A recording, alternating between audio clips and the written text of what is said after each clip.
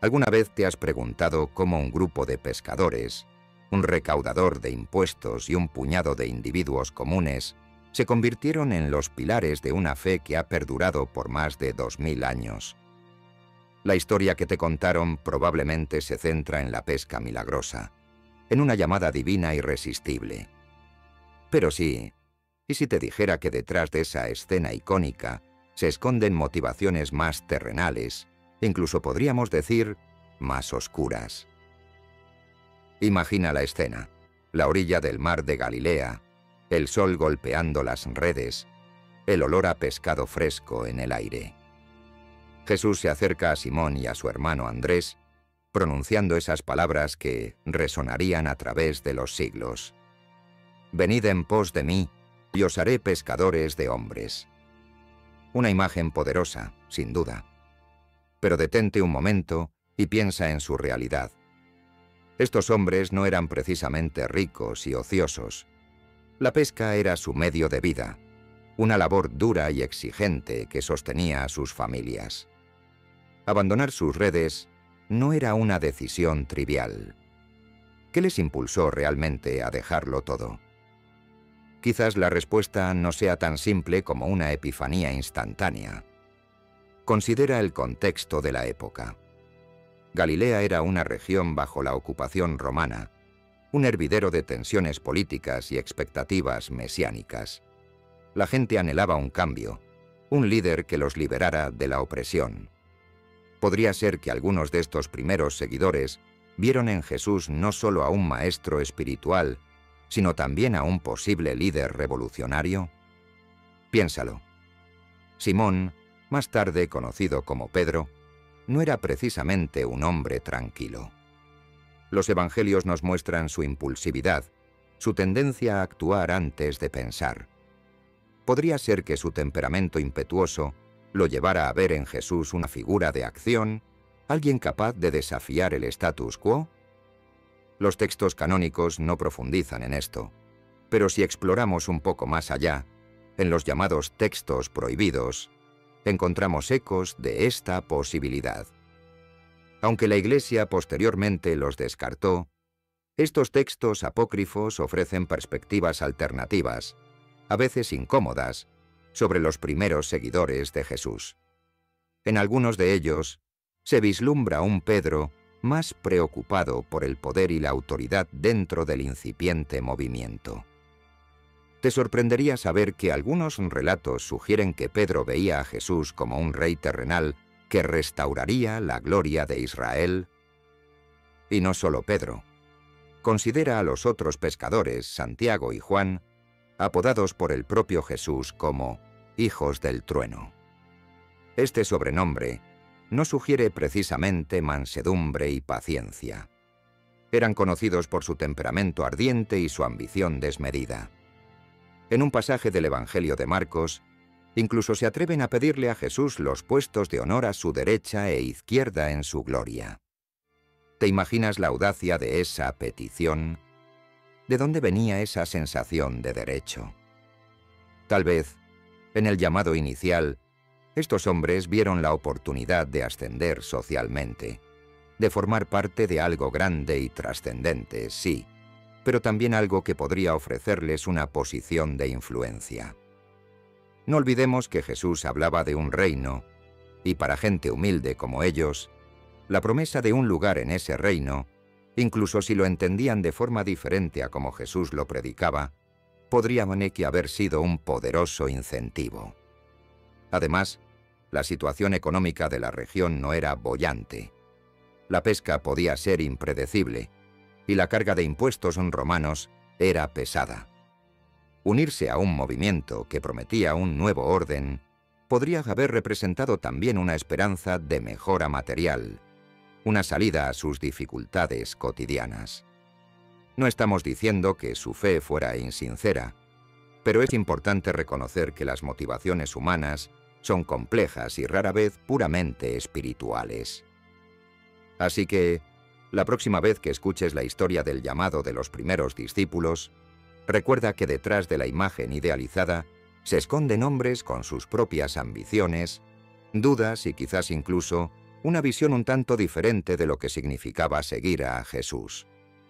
Este lado oscuro, estas motivaciones ocultas en los textos prohibidos, nos ofrecen una perspectiva más rica y humana de aquellos que sentaron las bases de una de las religiones más influyentes del mundo. Pedro, el primer apóstol, la roca sobre la que Jesús prometió edificar su iglesia. Su nombre resuena con autoridad y liderazgo. Pero si ¿alguna vez te has detenido a pensar en las sombras que podrían haber acechado en su pasado y en las decisiones cuestionables que pudo haber tomado en los primeros años del cristianismo? Más allá de su valentía y su fe inquebrantable, los textos prohibidos sugieren un Pedro mucho más complejo, un hombre marcado por la duda, la ambición y quizás incluso la negación de sus propios principios. La imagen tradicional de Pedro es la de un pescador sencillo pero leal, el primero en reconocer a Jesús como el Cristo. Y esa es una parte importante de su historia. Pero ¿qué pasa con su impulsividad? Esa característica que lo llevó a cortar la oreja de un soldado en el huerto de Getsemaní, o su triple negación de Jesús en el momento más crucial. Estos episodios, aunque presentes en los evangelios canónicos, a menudo se presentan como momentos de debilidad humana, superados por su posterior arrepentimiento y liderazgo. Pero sí, y si fueran indicativos de una lucha interna más profunda. Considera su relación con Pablo. Los Hechos de los Apóstoles nos hablan de sus desacuerdos, incluso de un enfrentamiento público en Antioquía. Pablo acusó a Pedro de hipocresía por ceder a la presión de los judaizantes y apartarse de los gentiles que habían abrazado el cristianismo. Este no fue un simple desacuerdo teológico, fue una confrontación sobre la esencia misma del mensaje de Jesús. ¿Era un mensaje solo para los judíos o para toda la humanidad? La vacilación de Pedro en este asunto revela una posible inseguridad sobre la amplitud del Evangelio, una sombra de duda que contrasta con su imagen de líder firme. Ahora, adentrémonos en el terreno resbaladizo de los textos prohibidos. Algunos de ellos pintan un retrato de Pedro muy diferente al que estamos acostumbrados. En ciertos evangelios apócrifos se le describe como un hombre celoso de su autoridad, incluso en conflicto con otros apóstoles, especialmente con María Magdalena, a quien algunos textos presentan como una figura de liderazgo aún mayor en el círculo íntimo de Jesús. ¿Te sorprende esta idea? La tradición a menudo ha minimizado el papel de las mujeres en los primeros años del cristianismo, pero algunos textos sugieren una dinámica de poder más compleja. Imagina un Pedro que lucha por mantener su posición como líder indiscutible, que ve en otros, incluso en mujeres, una amenaza a su autoridad. Esta imagen contrasta fuertemente con el humilde pescador llamado por Jesús. Podría ser que la responsabilidad de liderar la naciente iglesia lo transformó, despertando en él ambiciones y miedos que antes no tenía. Además, algunos textos apócrifos sugieren que Pedro pudo haber tenido secretos sobre su vida antes de conocer a Jesús, un pasado que quizás prefería mantener oculto. ¿Podría haber estado involucrado en actividades que no encajaban con la imagen de un santo apóstol? No hay pruebas concluyentes, por supuesto, pero estas insinuaciones en los márgenes de la historia oficial nos invitan a cuestionar la narrativa simplificada que a menudo se nos presenta. Piénsalo por un momento. Pedro era humano, con todas las complejidades que eso implica. Experimentó el miedo, la duda y la ambición. Su negación de Jesús no fue un simple lapsus momentáneo. Pudo haber reflejado un temor profundo a las consecuencias de su asociación con un hombre crucificado como un criminal. Incluso después de la resurrección, su liderazgo no estuvo exento de errores y vacilaciones. La historia de Pedro es, en muchos sentidos, la historia de la propia Iglesia primitiva. Un camino lleno de desafíos, desacuerdos y la lucha por comprender plenamente el mensaje de Jesús. Al explorar este lado oscuro de Pedro, sus posibles secretos y sus momentos de flaqueza, no estamos disminuyendo su importancia. Al contrario, estamos humanizándolo, haciéndolo más cercano y comprensible. Su transformación, a pesar de sus errores, se vuelve aún más significativa. Así que la próxima vez que pienses en Pedro, recuerda que fue mucho más que una roca inamovible. Fue un hombre impetuoso, lleno de contradicciones, con posibles secretos en la sombra, pero también con la valentía de levantarse después de cada caída y convertirse en uno de los pilares fundamentales de la fe cristiana. Santiago y Juan, los hermanos. Dos de los discípulos más cercanos a Jesús, testigos de algunos de sus milagros más impactantes, presentes en momentos clave como la transfiguración. La tradición los presenta como figuras de gran devoción. Pero si alguna vez te has preguntado por qué Jesús los apodó Boanerges, que significa hijos del trueno, este sobrenombre no sugiere precisamente mansedumbre y humildad. Más bien evoca una imagen de temperamento explosivo y una ambición que, en ocasiones, parecía eclipsar su comprensión del verdadero mensaje de Jesús. Los evangelios canónicos nos ofrecen algunas pistas sobre este lado menos idealizado de Santiago y Juan. Recuerda el pasaje en el que un pueblo samaritano se niega a recibir a Jesús. ¿Cuál fue la reacción de estos dos hermanos? Le pidieron a Jesús que enviara fuego del cielo para consumir a los samaritanos. ¡Fuego del cielo! Una respuesta drástica y vengativa que Jesús tuvo que reprender. ¿Te imaginas la intensidad de su ira, su sentido de justicia propia llevado al extremo? Este incidente nos da una idea de la personalidad apasionada y quizás intolerante de los hijos del trueno. No eran simplemente seguidores pasivos.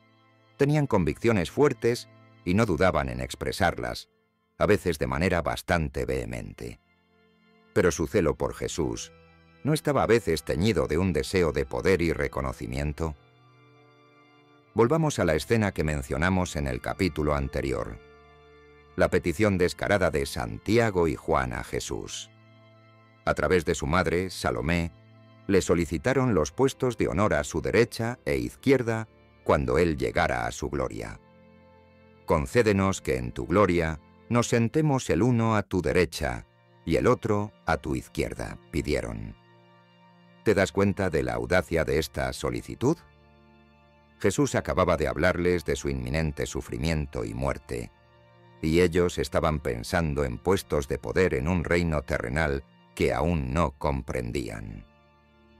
Esta ambición terrenal de Santiago y Juan revela una desconexión entre su entendimiento del reino de Dios y la visión de servicio y sacrificio que Jesús intentaba inculcarles. Parece que, a pesar de haber presenciado sus enseñanzas y milagros, todavía estaban atrapados en una mentalidad de poder y prestigio mundano. Podría ser que su cercanía a Jesús los llevó a creer que merecían un trato especial, una posición privilegiada en su círculo íntimo. Los textos prohibidos, aunque debemos acercarnos a ellos con cautela, a veces ofrecen perspectivas aún más reveladoras sobre esta ambición. Algunos relatos sugieren que Santiago y Juan veían a Jesús como un líder político que restauraría el reino de Israel, y ellos querían asegurarse sus lugares en ese nuevo orden.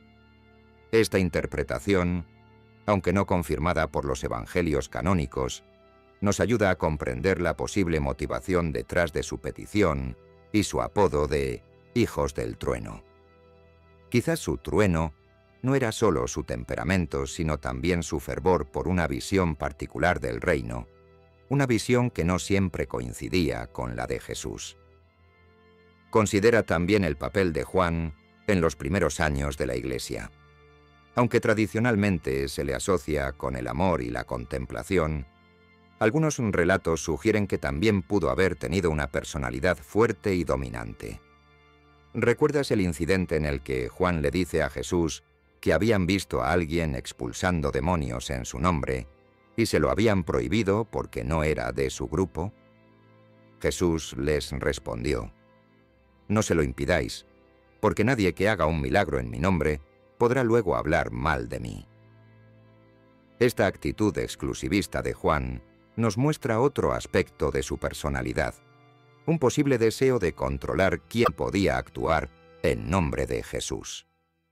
La historia de Santiago es particularmente trágica. Fue el primer apóstol en ser martirizado, decapitado por Herodes Agripa Pimenei. Podría ser que su temperamento impetuoso y su abierta lealtad a Jesús lo convirtieron en un blanco fácil para la persecución.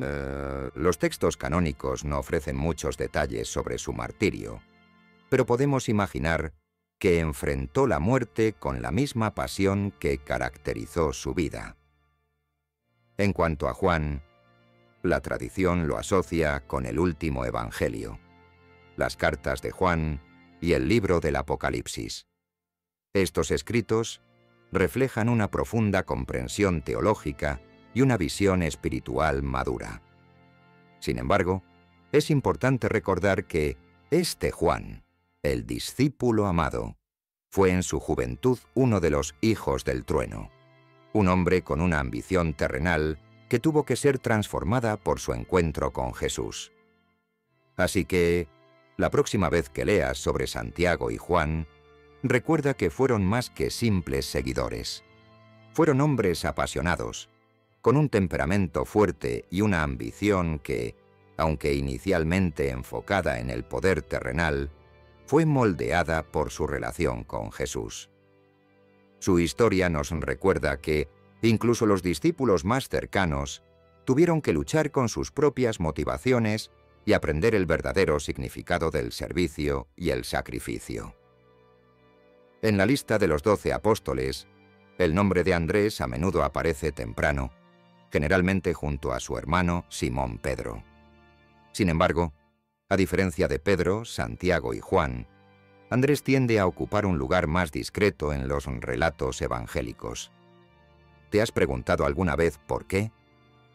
Podría ser que detrás de esta aparente falta de protagonismo se esconda una historia más rica y compleja, con conexiones que quizás nunca imaginaste.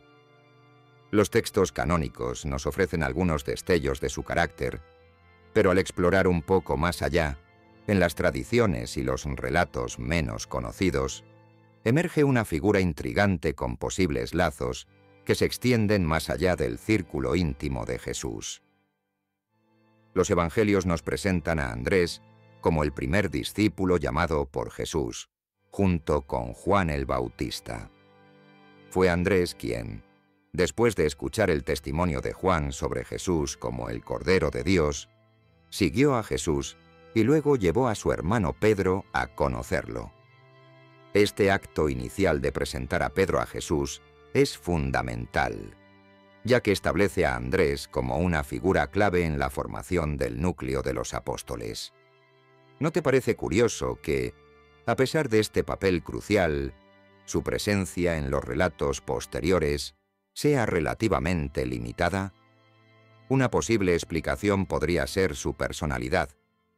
A diferencia del impulsivo Pedro o los ambiciosos Santiago y Juan, Andrés parece haber sido un hombre más tranquilo y discreto, un conector más que un líder llamativo. En el Evangelio de Juan, es Andrés quien presenta al muchacho con los 5 panes de cebada y los 2 peces a Jesús antes de la multiplicación. Es también Andrés quien, junto con Felipe, informa a Jesús sobre la presencia de unos griegos que desean verlo. Estos episodios nos muestran a un hombre atento a las necesidades de los demás, dispuesto a facilitar encuentros y a trabajar entre bastidores. Pero podría haber más en la historia de Andrés de lo que los evangelios canónicos nos revelan. Algunas tradiciones posteriores sugieren que el ministerio de Andrés se extendió mucho más allá de Jerusalén y Judea. Se le asocia con la predicación en regiones como Escitia, la actual Ucrania y Rusia meridional, el Ponto, la costa norte de Turquía, y Acaya, Grecia. Incluso la tradición de la Iglesia Ortodoxa Oriental lo considera el fundador de la Iglesia de Constantinopla. ¿Te sorprende la amplitud geográfica que se atribuye a su ministerio? Si estas tradiciones son ciertas, significaría que Andrés desempeñó un papel fundamental en la expansión del cristianismo primitivo hacia el este. ¿Por qué entonces no se le da más protagonismo en el Nuevo Testamento? Una posible respuesta podría ser el enfoque de los evangelios en Pedro como la figura principal entre los apóstoles. Sin embargo, esto no descarta la posibilidad de que Andrés haya tenido un impacto significativo en otras regiones, un impacto que quizás no se haya registrado con tanto detalle en los textos que llegaron a formar el canon bíblico. Explorando relatos menos conocidos, encontramos incluso insinuaciones de posibles conexiones de Andrés con figuras influyentes de la época. Algunas leyendas sugieren que pudo haber tenido contacto con comunidades judías dispersas por el Imperio Romano, incluso con grupos que tenían interpretaciones algo diferentes del judaísmo tradicional. ¿Podría ser que estas conexiones facilitaron la difusión del mensaje de Jesús en diversas culturas y contextos? Piensa en la importancia de las redes de contacto en la antigüedad. Un hombre como Andrés, con posibles lazos en diferentes regiones, podría haber actuado como un puente, conectando a los primeros seguidores de Jesús con comunidades interesadas en su mensaje. Su discreción y su disposición a trabajar en segundo plano podrían haber sido precisamente las cualidades que lo hicieron efectivo en este papel. Aunque los detalles exactos de su ministerio y sus posibles conexiones sigan siendo objeto de debate y especulación, la figura de Andrés nos invita a mirar más allá de los relatos más conocidos y a considerar la posibilidad de que haya habido otros apóstoles cuyo impacto fue significativo, aunque menos documentado en los textos principales. Su historia nos recuerda que la fe cristiana primitiva se extendió a través de muchos individuos, algunos de los cuales quizás no recibieron el mismo reconocimiento que otros. En definitiva, al reflexionar sobre la vida de Andrés, el discípulo olvidado, descubrimos una figura que, aunque no siempre en el centro del escenario, desempeñó un papel crucial en los inicios del cristianismo. Su conexión inicial con Juan el Bautista, su presentación de Pedro a Jesús y las tradiciones que lo vinculan a la expansión del Evangelio en diversas regiones, nos ofrecen una visión más completa y fascinante de la comunidad de los primeros seguidores de Jesús. En el grupo de los 12, Felipe a menudo se presenta como un hombre práctico, alguien que se enfrenta a los desafíos con una mentalidad lógica y, a veces, con cierta incredulidad. ¿Te acuerdas del momento en el que Jesús habla de alimentar a la multitud con unos pocos panes? Fue Felipe quien respondió con un cálculo frío y realista. 200 denarios de pan bastarían para que cada uno de ellos recibiera un poco. Esta respuesta revela una naturaleza pragmática, quizás incluso una tendencia a enfocarse en las limitaciones en lugar de las posibilidades. Pero podría ser que esta misma mentalidad analítica lo llevara también a hacer preguntas importantes y a desempeñar un papel crucial en la expansión inicial del mensaje de Jesús. Los evangelios nos muestran a Felipe en algunos momentos clave. Es él a quien Jesús dirige la pregunta sobre dónde comprar pan para la multitud. Es también Felipe quien le dice a Natanael: hemos hallado a aquel de quien escribieron Moisés en la ley, y también los profetas, a Jesús de Nazaret, hijo de José. Y ante la incredulidad de Natanael, Felipe simplemente responde: ven y ve. Esta invitación directa y sencilla sugiere una fe práctica, basada en la experiencia personal más que en la argumentación teológica. Sin embargo, hay otro episodio que destaca la naturaleza inquisitiva de Felipe. Durante la última cena, Jesús les dice a sus discípulos: si me conocéis, también conoceréis a mi Padre. y desde ahora lo conocéis, y lo habéis visto». Ante estas palabras, Felipe no duda en expresar su necesidad de una prueba tangible. «Señor, muéstranos el Padre, y nos basta». La respuesta de Jesús es reveladora. «¿Tanto tiempo hace que estoy con vosotros, y todavía no me conoces, Felipe? El que me ha visto a mí, ha visto al Padre». Esta interacción no muestra a un Felipe falto de fe, sino a un hombre que anhela una comprensión más profunda, una conexión directa con lo divino. Su pregunta es la de muchos que buscan una evidencia clara de la existencia de Dios. Más allá de estos encuentros con Jesús, el libro de los Hechos nos presenta a un Felipe transformado, un evangelista dinámico que lleva el mensaje a regiones fuera de Judea. Después de la dispersión de los creyentes en Jerusalén debido a la persecución, Felipe desciende a la ciudad de Samaria y allí proclama el Cristo. Los samaritanos, tradicionalmente considerados herejes por los judíos, responden con entusiasmo a su mensaje. Incluso Simón el mago, que había asombrado a la gente con sus artes mágicas, cree y es bautizado. Este éxito en Samaria marca un hito importante en la expansión del cristianismo más allá de sus raíces judías. ¿No te parece significativo que un hombre que una vez dudó sobre la provisión de pan, ahora esté alimentando espiritualmente a toda una ciudad? Pero la historia de Felipe no termina en Samaria. Un ángel del Señor le dirige a tomar el camino que desciende de Jerusalén a Gaza, un camino desierto.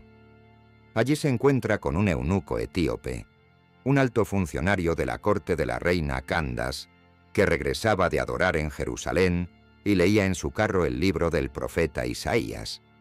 El Espíritu Santo le dice a Felipe: «Acércate y júntate a ese carro». Felipe se acerca y escucha al eunuco leyendo el pasaje sobre el siervo sufriente. «¿Entiendes lo que lees?», logra pregunta Felipe.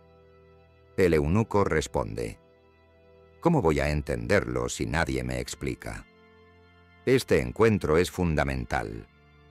Felipe, guiado por el Espíritu Santo, le explica las Escrituras al eunuco, anunciándole a Jesús. El resultado es la conversión y el bautismo del etíope, quien luego continúa su viaje, llevando la fe cristiana a África. Este relato subraya el papel crucial de Felipe en la misión temprana, mostrando su disposición a seguir la guía divina y a compartir el Evangelio con personas de diferentes culturas y orígenes. ¿Te das cuenta de la trascendencia de este encuentro aparentemente casual en un camino desierto? La historia de Felipe nos enseña que la duda y la pregunta no son necesariamente signos de falta de fe, sino a menudo el motor que impulsa una búsqueda más profunda de la verdad. Su pragmatismo inicial no le impidió abrazar el mensaje de Jesús con pasión y convertirse en un instrumento poderoso en la expansión del Evangelio. Desde sus preguntas sobre la provisión de pan hasta su encuentro transformador con el eunuco etíope, la vida de Felipe es un testimonio de cómo la curiosidad y la obediencia pueden trabajar juntas para llevar la luz a lugares inesperados. Considera por un momento la ironía. Aquel que dudó de la capacidad de alimentar a unos pocos, se convirtió en un canal para alimentar espiritualmente a muchos, tanto en Samaria como en tierras lejanas. Su historia nos anima a no temer nuestras propias dudas, sino a permitir que nos guíen hacia una comprensión más profunda y a estar abiertos a la guía del Espíritu, incluso cuando nos lleve por caminos desiertos. Entre los 12 apóstoles, la figura de Bartolomé se presenta como un enigma, una pieza del rompecabezas, cuya identidad y ministerio a menudo se debaten. ¿Alguna vez te has preguntado quién era realmente este hombre, cuyo nombre aparece en las listas de los seguidores de Jesús, pero cuya presencia en los evangelios canónicos es relativamente breve? Al adentrarnos en las tradiciones posteriores y los relatos que circulan fuera de la Biblia, emerge una imagen fascinante de un apóstol con posibles conexiones inesperadas y un viaje misionero que lo llevó hasta los confines del mundo conocido en aquel entonces. El nombre Bartolomé en realidad no es un nombre propio, sino un patronímico que significa hijo de Ptolomeo. Esto ha llevado a muchos estudiosos a creer que Bartolomé podría ser la misma persona que Natanael, el discípulo que Felipe presenta a Jesús en el Evangelio de Juan. Recuerda ese encuentro. Jesús elogia a Natanael como un verdadero israelita, en quien no hay engaño. Podría ser que este hombre de integridad, elogiado por Jesús mismo, sea el mismo Bartolomé que encontramos en las otras listas de los apóstoles. La conexión es plausible, y algunos padres de la Iglesia primitiva la respaldaron. Si Bartolomé es, de hecho, Natanael, esto nos daría algunas pistas sobre su origen y carácter. Natanael era de Caná de Galilea, el lugar del primer milagro de Jesús, donde convirtió el agua en vino. Su respuesta inicial al anuncio de Felipe sobre Jesús, ¿de Nazaret puede salir algo bueno?, revela un escepticismo inicial, pero su disposición a venir y ver muestra una mente abierta y una búsqueda sincera de la verdad. Pero más allá de su posible identidad como Natanael, ¿qué sabemos del ministerio de Bartolomé después de la ascensión de Jesús? Aquí es donde las tradiciones posteriores se vuelven particularmente interesantes, aunque también más difíciles de verificar históricamente. La tradición occidental generalmente lo asocia con la predicación en la India, mientras que las tradiciones orientales lo vinculan con Armenia y otras regiones del Cáucaso. Imagínate a Bartolomé viajando miles de kilómetros, llevando el mensaje de Jesús a tierras lejanas y culturas desconocidas. Según la leyenda, en la India se encontró con comunidades que ya tenían conocimiento de las escrituras hebreas y pudo presentarles a Jesús como el Mesías prometido. Algunos relatos incluso hablan de que dejó una copia del Evangelio de Mateo escrita en hebreo en estas comunidades. ¿No te resulta sorprendente la idea de un apóstol aventurándose tan lejos para difundir su fe? Las tradiciones armenias son especialmente fuertes en cuanto a la conexión de Bartolomé con su país. Se cree que predicó en Armenia junto con Judas Tadeo y que ambos fueron martirizados allí. De hecho, la Iglesia Apostólica Armenia considera a Bartolomé y a Tadeo como sus santos patronos y fundadores. Esta conexión histórica, aunque no documentada en el Nuevo Testamento, ha tenido un impacto profundo en la identidad religiosa de Armenia. Otros relatos sitúan a Bartolomé en diferentes lugares, como Mesopotamia, Persia e incluso Egipto. Estas diversas tradiciones sugieren un ministerio extenso y dedicado, aunque los detalles específicos a menudo se mezclan con elementos legendarios. Es difícil separar completamente la historia del mito cuando se trata de figuras como Bartolomé, cuya presencia en los textos bíblicos es limitada. Sin embargo, la falta de detalles concretos en los evangelios no necesariamente significa que su papel fuera insignificante. Al contrario, podría indicar que su ministerio se centró en regiones que no fueron el foco principal de los escritores del Nuevo Testamento. La expansión del cristianismo primitivo fue un fenómeno complejo y multifacético, y es probable que muchos individuos desempeñaran roles importantes sin que sus historias fueran completamente registradas en los textos que conocemos. Considera la posibilidad de que Bartolomé haya sido uno de esos apóstoles cuya fortaleza radicaba en su capacidad para conectar con culturas diferentes y llevar el mensaje de Jesús a lugares donde otros quizás no llegaron. Su posible identidad como Natanael nos sugiere un hombre de integridad y discernimiento, cualidades que seguramente habrían sido valiosas en un misionero pionero. En definitiva, aunque la figura de Bartolomé siga siendo en parte un misterio, las tradiciones que lo vinculan con la India y Armenia nos ofrecen una visión fascinante de la amplitud del ministerio apostólico temprano. Su historia nos recuerda que la difusión del cristianismo fue un esfuerzo global desde sus inicios, llevado a cabo por hombres y mujeres que a menudo se aventuraron en lo desconocido para compartir su fe. La próxima vez que veas su nombre en la lista de los 12, recuerda que detrás de ese nombre se esconde la posibilidad de un viaje épico hacia Oriente, llevando consigo la semilla de una nueva fe. En la lista de los 12, el nombre de Mateo destaca por una razón particular: su antigua profesión. Antes de seguir a Jesús, Mateo era un publicano, un recaudador de impuestos al servicio del Imperio Romano. ¿Alguna vez te has detenido a considerar el peso de esta elección? En la sociedad judía de la época, los recaudadores de impuestos eran vistos como traidores, colaboracionistas con el opresor romano y, a menudo, corruptos, enriqueciéndose a costa de sus propios compatriotas. La llamada de Jesús a Mateo es, por lo tanto, sorprendente y plantea interrogantes sobre su pasado, su posible arrepentimiento y cómo fue aceptado por los demás discípulos.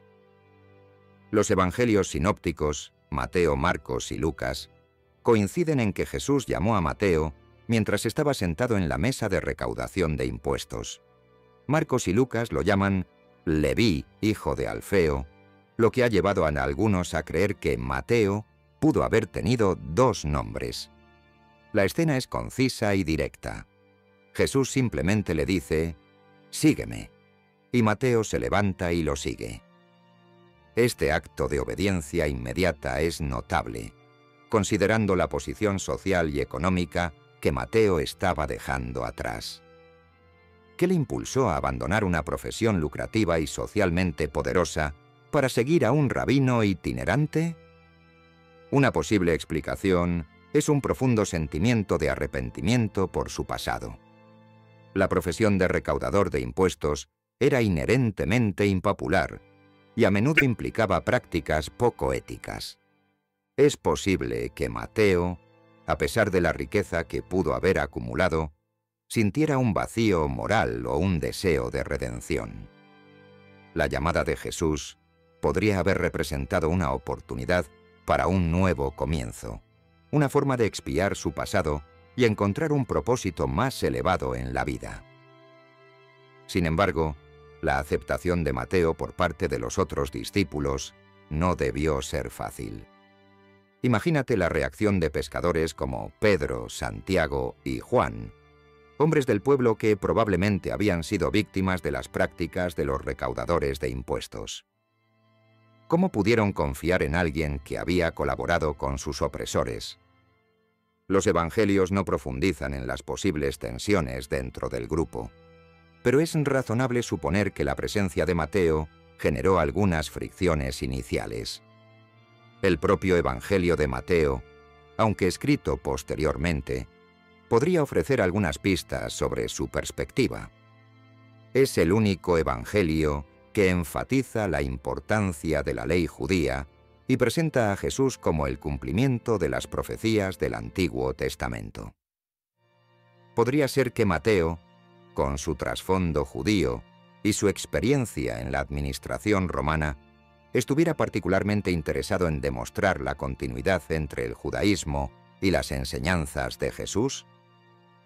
Además, el Evangelio de Mateo incluye relatos de Jesús comiendo con recaudadores de impuestos y pecadores, lo que generó críticas por parte de los fariseos. La respuesta de Jesús fue: «No necesitan médico los que están sanos, sino los que están enfermos, porque no he venido a llamar a justos, sino a pecadores». Estos pasajes podrían reflejar la propia experiencia de Mateo de ser aceptado por Jesús a pesar de su pasado. Algunas tradiciones posteriores sugieren que Mateo continuó su ministerio predicando entre las comunidades judías, tanto en Palestina como en otras partes del Imperio Romano. Se le atribuye la autoría del primer evangelio, escrito originalmente en arameo para una audiencia judía. Si esto es cierto, demostraría su compromiso continuo con su herencia judía y su deseo de presentar a Jesús como el Mesías esperado por su pueblo. Explorando los textos prohibidos, encontramos algunas perspectivas interesantes, aunque especulativas, sobre la vida de Mateo después de la ascensión de Jesús. Algunos relatos sugieren que enfrentó oposición y persecución por parte de las autoridades judías debido a su anterior colaboración con los romanos. Estas narrativas, aunque no históricamente verificables, nos invitan a reflexionar sobre los posibles desafíos que Mateo pudo haber enfrentado al reconciliar su pasado con su nueva fe. Considera la transformación que debió experimentar Mateo. Pasar de ser un marginado social, despreciado por su propia comunidad, a convertirse en uno de los 12 apóstoles, un testigo de la vida, muerte y resurrección de Jesús. Esta metamorfosis radical sugiere un profundo cambio interior, un verdadero arrepentimiento por su vida anterior y una dedicación inquebrantable a su nueva misión. En definitiva, la historia de Mateo nos recuerda que la gracia de Jesús se extiende incluso a aquellos que son considerados pecadores y marginados por la sociedad. Su llamado al apostolado es un testimonio del poder transformador del perdón y de la oportunidad de un nuevo comienzo. Aunque su pasado como recaudador de impuestos pudo haberlo perseguido, Mateo abrazó su nueva identidad como seguidor de Jesús y se convirtió en un importante contribuyente a la difusión del Evangelio. Su vida nos desafía a mirar más allá de las apariencias y a reconocer el potencial de transformación que reside en cada individuo, sin importar su pasado. Tomás. Su nombre se ha convertido en sinónimo de duda. El dudoso Tomás es una figura familiar en la iconografía cristiana, recordado principalmente por su incredulidad ante el relato de los otros discípulos sobre la resurrección de Jesús. Si no veo en sus manos la señal de los clavos, y meto mi dedo en el lugar de los clavos, y meto mi mano en su costado, no creeré, declaró. Pero, ¿y si esa duda no fuera simplemente una falta de fe, sino más bien una expresión de un deseo profundo de evidencia tangible, un camino diferente hacia una fe aún más sólida? ¿Y qué si la historia de Tomás no termina con esa icónica escena, sino que se extiende a viajes lejanos y tradiciones sorprendentes? El Evangelio de Juan es la principal fuente de nuestra comprensión de la duda de Tomás. Cuando Jesús se aparece a los discípulos después de la resurrección, Tomás no está presente. Al escuchar el testimonio de los demás, se niega a creer sin una prueba física. Una semana después, Jesús se aparece de nuevo, esta vez con Tomás presente, invitándolo a tocar sus heridas. La respuesta de Tomás es una de las más poderosas declaraciones de fe en todo el Nuevo Testamento. Señor mío y Dios mío. Tradicionalmente este episodio se interpreta como una advertencia contra la incredulidad y una afirmación de la importancia de la fe sin necesidad de pruebas. Sin embargo, podrías considerar otra perspectiva. La duda de Tomás no era una negación categórica, sino una petición de evidencia. Su escepticismo podría haber surgido de una mente analítica, de una necesidad de comprender a través de la experiencia directa. En lugar de una debilidad, su duda podría haber sido una manifestación de su honestidad intelectual y su compromiso con la verdad. Piensa en ello. Los otros discípulos simplemente creyeron en el testimonio de María Magdalena y en sus propias experiencias. Tomás, en cambio, necesitaba una confirmación personal. Y al recibirla, su fe se expresó con una intensidad que pocos alcanzaron. Su exclamación, «Señor mío y Dios mío», va más allá de un simple reconocimiento de la resurrección. Es una declaración de la divinidad de Jesús. ¿No es irónico que el dudoso Tomás pronuncie una de las afirmaciones más claras de la deidad de Cristo? Pero la historia de Tomás no termina con esta escena. Las tradiciones posteriores nos hablan de un ministerio extenso y aventurero que lo llevó muy lejos de Jerusalén. La tradición más fuerte lo vincula con la India. Se cree que viajó hasta la costa de Malabar, en el sur de la India, donde estableció comunidades cristianas que aún hoy existen y se conocen como los cristianos de Santo Tomás. Imagínate el viaje. Un hombre que una vez dudó, ahora navegando por mares desconocidos, enfrentando peligros y predicando el Evangelio en una tierra extraña. Según los relatos, Tomás realizó numerosos milagros en la India y convirtió a muchas personas, incluyendo miembros de la realeza. Incluso se le atribuye la construcción de una iglesia en Kodungallur, que se considera la primera iglesia cristiana en la India. ¿No te resulta fascinante la idea de que este apóstol, inicialmente escéptico, se convirtiera en un pionero de la fe en una región tan distante? Además de la India, algunas tradiciones también asocian a Tomás con Persia y otras partes de Oriente Medio. Estos relatos, aunque a menudo envueltos en leyendas, sugieren un ministerio amplio y dedicado, llevando el mensaje de Jesús a diversas culturas y pueblos. Incluso los textos prohibidos ofrecen algunas perspectivas intrigantes sobre Tomás. El Evangelio de Tomás, por ejemplo, presenta una colección de dichos atribuidos a Jesús, algunos de los cuales son paralelos a los evangelios canónicos, mientras que otros son únicos. Este texto, aunque no considerado canónico, nos da una idea de la diversidad de tradiciones y enseñanzas que circulaban en los primeros siglos del cristianismo y presenta a Tomás como un receptor de enseñanzas especiales por parte de Jesús. Considera la posibilidad de que la duda de Tomás no fuera un obstáculo para su fe, sino una parte integral de su camino hacia una comprensión más profunda. Su necesidad de evidencia tangible podría haberlo preparado para un ministerio en culturas donde la presentación del Evangelio requería un enfoque diferente, quizás más centrado en la demostración y el testimonio personal.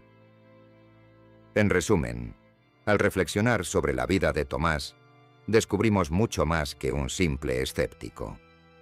Vemos a un hombre que, a través de su duda honesta, llegó a una profunda convicción. Su historia nos anima a no temer nuestras propias preguntas y a reconocer que la fe puede tomar diferentes caminos para florecer. Y más allá de su famosa duda, la tradición nos presenta a un apóstol viajero, un pionero de la fe que llevó el mensaje de Jesús hasta los confines de la India, dejando un legado que perdura hasta el día de hoy, es el día de hoy. Su vida es un testimonio de cómo incluso la duda puede ser un catalizador para una fe poderosa y transformadora.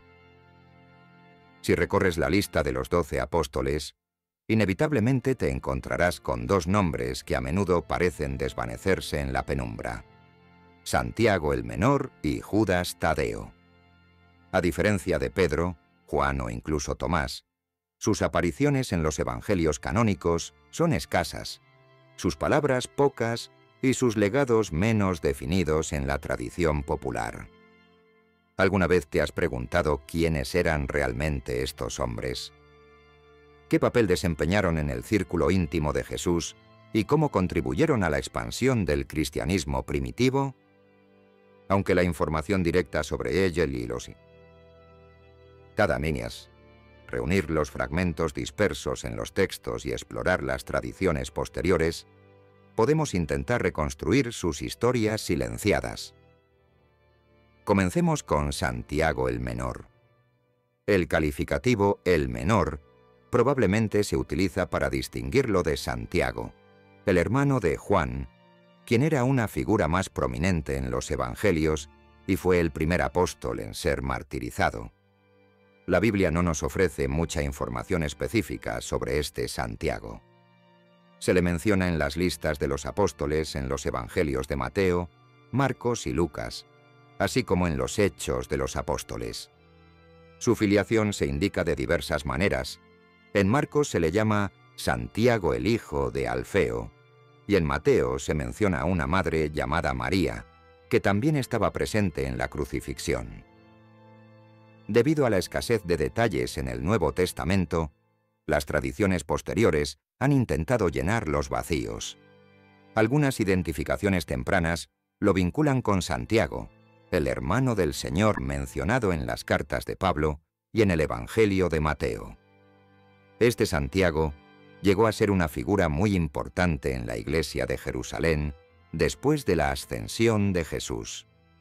Si esta identificación es correcta, entonces Santiago el Menor habría desempeñado un papel de liderazgo significativo en la comunidad cristiana primitiva. Se le describe como un hombre de gran piedad y justicia, incluso con una vida ascética. Sin embargo, esta identificación no es universalmente aceptada por los estudiosos. Algunos argumentan que Santiago el Menor y Santiago, el hermano del Señor, eran dos personas diferentes. La falta de claridad en los textos bíblicos hace que esta cuestión siga siendo objeto de debate. Pasemos ahora a Judas Tadeo. Su nombre también aparece en las listas de los apóstoles, pero a menudo se le distingue de Judas Iscariote, el traidor, utilizando el sobrenombre de Tadeo o Judas, hijo de Santiago, Lucas y Hechos, o Judas, el hermano de Santiago, Judas 1:1.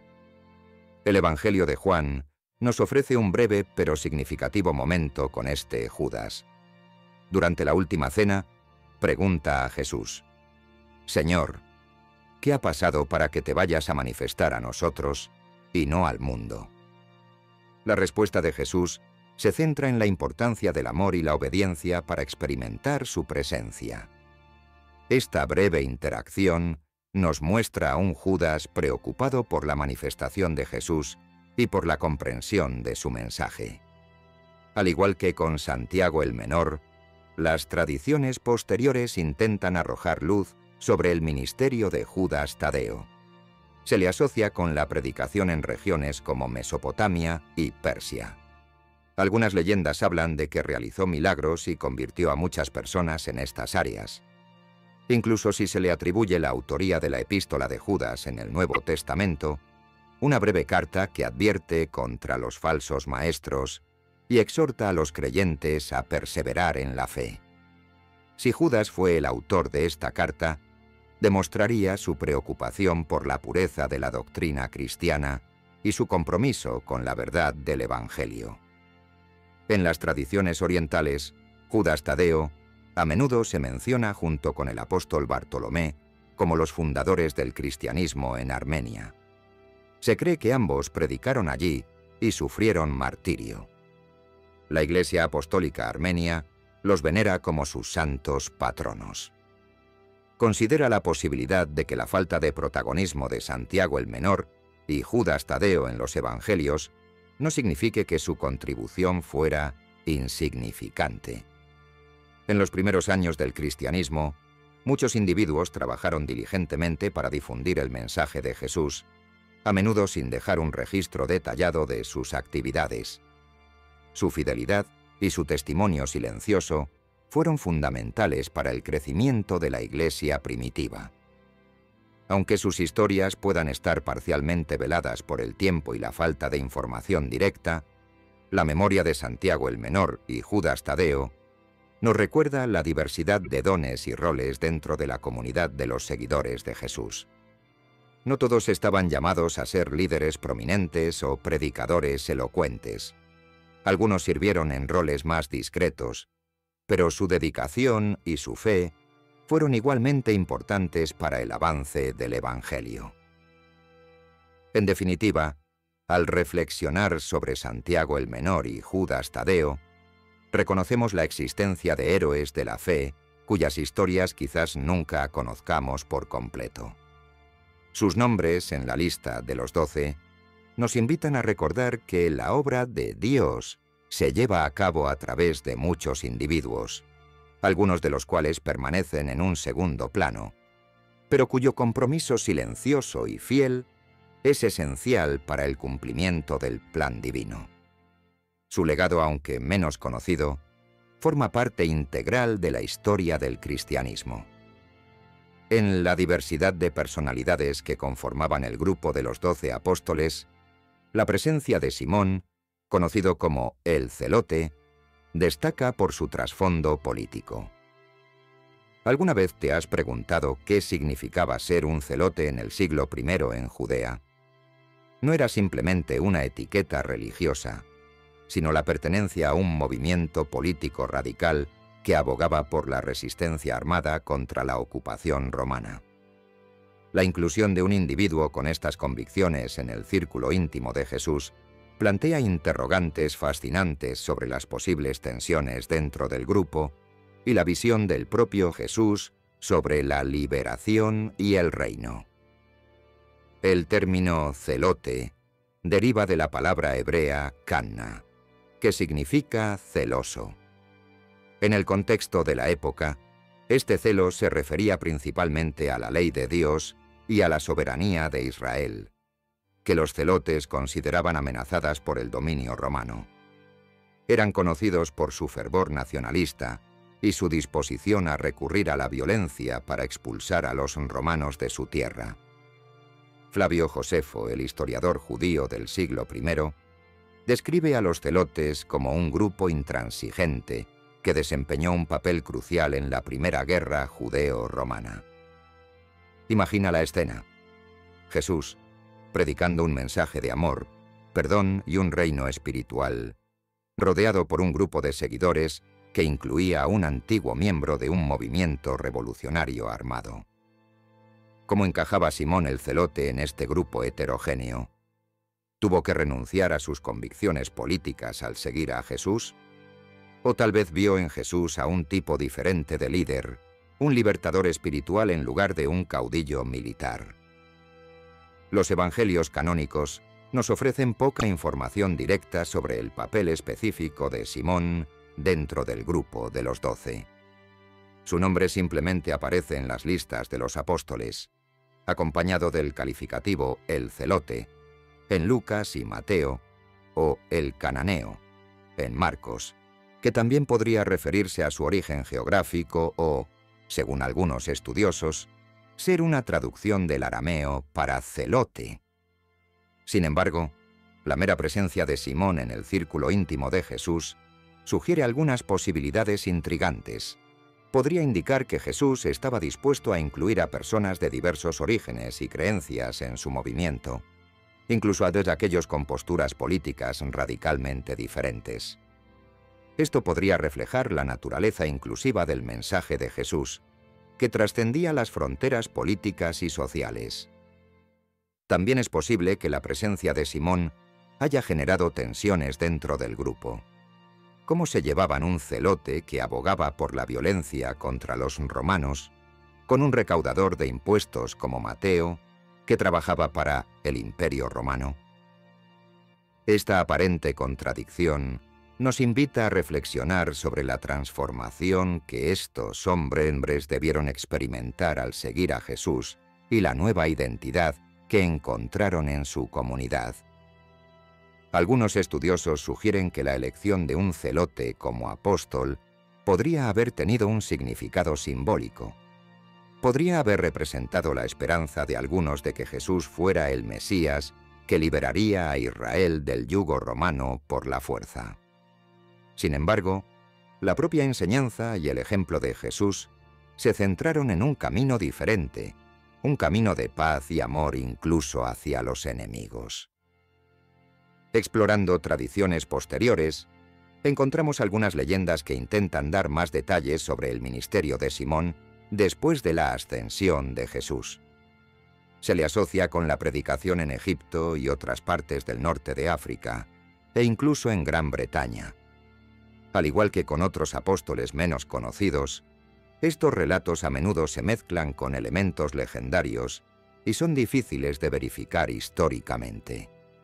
Sin embargo, la idea de un antiguo celote llevando el mensaje de paz y reconciliación a diferentes partes del mundo es poderosa.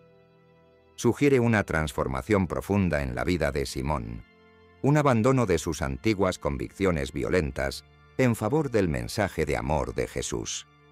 considera la posibilidad de que la presencia de Simón en el grupo de los 12 fuera un recordatorio constante de las tensiones políticas y sociales de la época, así como un testimonio del poder transformador del encuentro con Jesús. Su historia nos invita a reflexionar sobre cómo personas con antecedentes y creencias radicalmente diferentes pueden unirse en torno a un propósito común y encontrar una nueva identidad en la fe.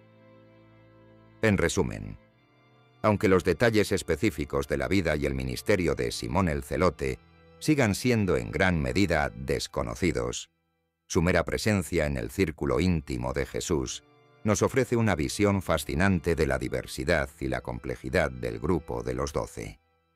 Su pasado como radical político plantea preguntas importantes sobre la naturaleza del reino que Jesús proclamaba y el tipo de liberación que ofrecía. Su historia, aunque breve en los Evangelios, nos anima a considerar cómo el mensaje de Jesús podía resonar incluso en aquellos que estaban inmersos en la lucha política de su tiempo, ofreciéndoles un camino diferente hacia la esperanza y la transformación. Judas Iscariote. Su nombre evoca instantáneamente la traición, la oscuridad en el corazón del círculo íntimo de Jesús. Es la figura arquetípica del traidor, aquel que entregó a su maestro por 30 piezas de plata. Pero Sim, ¿alguna vez te has detenido a considerar si su historia es tan simple como la codicia? Podría haber motivaciones más complejas, incluso contradictorias, detrás de su acto.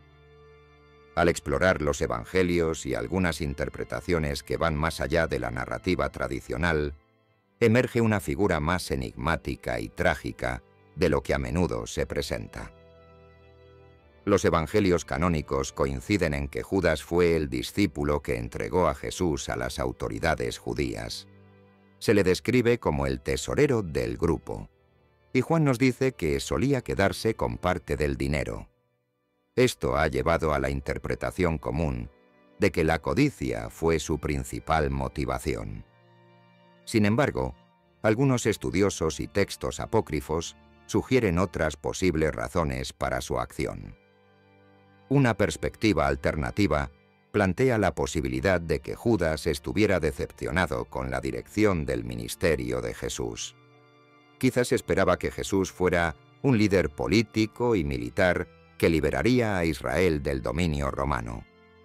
Cuando se hizo evidente que Jesús se centraba en un reino espiritual y rechazaba la violencia, Judas pudo haber sentido que su esperanza se desvanecía. En este escenario, su traición podría haber sido un intento desesperado por forzar a Jesús a actuar, a provocar una confrontación con las autoridades romanas que condujera a la liberación de Israel.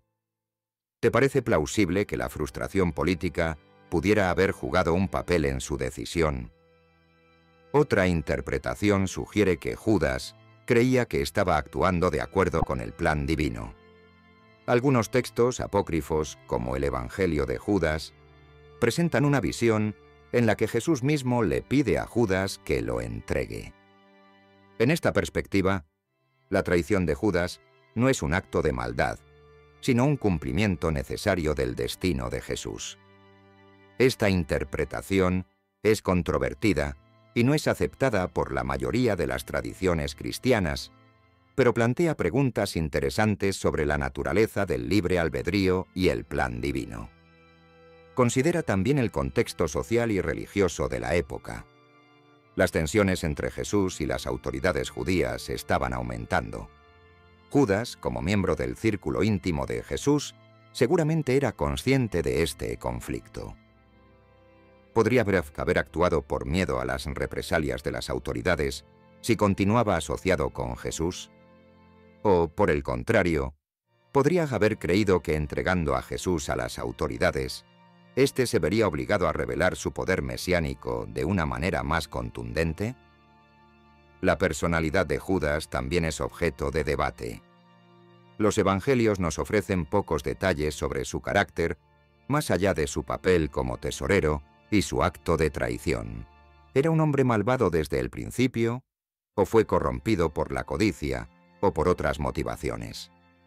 La falta de información definitiva nos deja espacio para la especulación y la interpretación. Es importante recordar el remordimiento que sintió Judas después de entregar a Jesús. Mateo nos dice que, al ver que Jesús había sido condenado, Judas devolvió las 30 piezas de plata a los principales sacerdotes y ancianos, diciendo: «He pecado entregando sangre inocente». Luego se fue y se ahorcó. Este acto de desesperación sugiere que Judas no actuó simplemente por malicia pura, sino que experimentó un profundo arrepentimiento por sus acciones. Podría ser que, independientemente de sus motivaciones iniciales, se dio cuenta de la magnitud de su traición demasiado tarde. La historia de Judas es una tragedia compleja que ha sido interpretada de diversas maneras a lo largo de los siglos. Reducirla simplemente a la codicia puede ser una simplificación excesiva de un evento con profundas implicaciones teológicas y humanas. Explorar las posibles motivaciones ocultas de Judas nos permite comprender mejor la complejidad de los personajes bíblicos y la naturaleza del bien y el mal. En resumen, al reflexionar sobre la figura de Judas Iscariote, descubrimos que su historia va mucho más allá de la simple traición por dinero. Posibles decepciones políticas, la creencia en un plan divino o incluso el miedo podrían haber jugado un papel en sus acciones.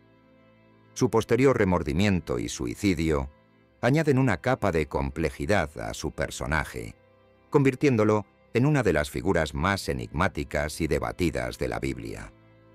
Su historia nos desafía a mirar más allá de las interpretaciones superficiales y a considerar las múltiples facetas de la condición humana, incluso en los momentos más oscuros. Hemos recorrido un camino fascinante, adentrándonos en las historias menos conocidas, los posibles secretos y las facetas más humanas de los 12 apóstoles. Desde el llamado inicial más allá de la pesca milagrosa hasta la compleja traición de Judas, has podido vislumbrar un lado de estos pilares de la fe que a menudo queda oculto en las narrativas tradicionales. Ahora, Neumona, al llegar al final de nuestro viaje, es momento de reflexionar sobre el legado inesperado que estos lados oscuros dejaron en la formación y el desarrollo del cristianismo. Piensa por un momento en la imagen que tenías de los apóstoles al principio de este video. Probablemente los visualizabas como figuras casi perfectas, hombres de una fe inquebrantable y una devoción absoluta.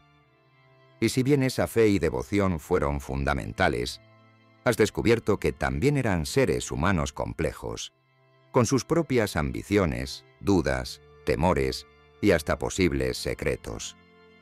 La impulsividad de Pedro, la ambición terrenal de Santiago y Juan, las dudas de Felipe, el pasado de Mateo, la necesidad de pruebas de Tomás, incluso el trasfondo radical de Simón y las oscuras motivaciones de Judas, todo ello forma parte de la historia completa de estos hombres. Y lejos de disminuir su importancia, estas imperfecciones y luchas internas los hacen más cercanos, más identificables para nosotros, los creyentes de hoy. ¿No te parece reconfortante saber que, incluso aquellos que caminaron junto a Jesús, no eran inmunes a las debilidades humanas? Sus errores y sus momentos de duda no los descalificaron para ser instrumentos de la gracia divina. Al contrario, sus propias experiencias de transformación y redención se convirtieron en un testimonio poderoso del mensaje de Jesús. Un mensaje de perdón, de segundas oportunidades y de la posibilidad de encontrar la fe incluso en medio de la imperfección. Considera el impacto de la duda de Tomás. Su necesidad de evidencia tangible resonó con muchos a lo largo de la historia que han luchado con la fe. Su eventual declaración, «Señor mío y Dios mío», es aún más significativa porque proviene de alguien que inicialmente se negó a creer sin pruebas. Su historia nos enseña que la duda puede ser un camino hacia una fe más profunda y personal. Reflexiona sobre la transformación de Mateo, el recaudador de impuestos. Su pasado como marginado social y colaborador con el opresor romano lo convirtió nunca en improbable para ser un apóstol. Sin embargo, su llamado y su posterior contribución al Evangelio demuestran que la gracia de Jesús se extiende a todos, sin importar su pasado. Su historia es un faro de esperanza para aquellos que sienten que sus errores los han descalificado. Observa la ambición de Santiago y Juan. Aunque inicialmente buscaron puestos de poder terrenal, su encuentro con Jesús los transformó y los llevó a comprender el verdadero significado del servicio y el sacrificio. Su evolución nos recuerda que incluso las motivaciones egoístas pueden ser redirigidas hacia un propósito más elevado. La presencia de Simón el Celote en el grupo de Jesús nos muestra la diversidad de perspectivas que existían en los primeros seguidores de Jesús. Su pasado como radical político plantea preguntas sobre la naturaleza de la liberación y nos invita a considerar cómo el mensaje de Jesús trascendía las fronteras políticas. Incluso la historia de Judas, aunque trágica, nos enseña lecciones importantes sobre la libertad de elección, las consecuencias de nuestras acciones y la complejidad de la naturaleza humana. Su traición, aunque dolorosa, formó parte del plan divino y condujo a la crucifixión y resurrección de Jesús, los pilares fundamentales de la fe cristiana. En definitiva, al explorar estos lados oscuros de los apóstoles, no estamos disminuyendo su santidad ni su importancia. Más bien estamos humanizándolos, haciéndolos más accesibles y mostrando cómo Dios puede obrar a través de personas imperfectas. Sus luchas y sus triunfos, sus dudas y su fe, todo ello contribuyó a la formación de la Iglesia primitiva y sigue siendo relevante para los creyentes de hoy. Su legado inesperado radica precisamente en su humanidad. Nos muestran que la fe no es un camino fácil y lineal, sino un viaje lleno de desafíos, preguntas y momentos de debilidad. Pero también es un camino de transformación, de crecimiento y de la posibilidad de encontrar la redención a través del encuentro con Jesús. Así que, la próxima vez que pienses en los apóstoles, recuerda que fueron mucho más que simples figuras religiosas. Fueron hombres reales, con sus propias historias ocultas y sus propios lados oscuros. Y fue precisamente a través de sus imperfecciones y su fe que sentaron las bases de la fe que tú y muchos otros comparten hoy. Su legado es un testimonio de la gracia de Dios obrando en la humanidad en toda su complejidad y belleza. Y con esto, hemos llegado al final de nuestro viaje por el lado oscuro de los apóstoles. Espero que esta exploración te haya ofrecido una nueva perspectiva y una comprensión más profunda de estos hombres que cambiaron el mundo.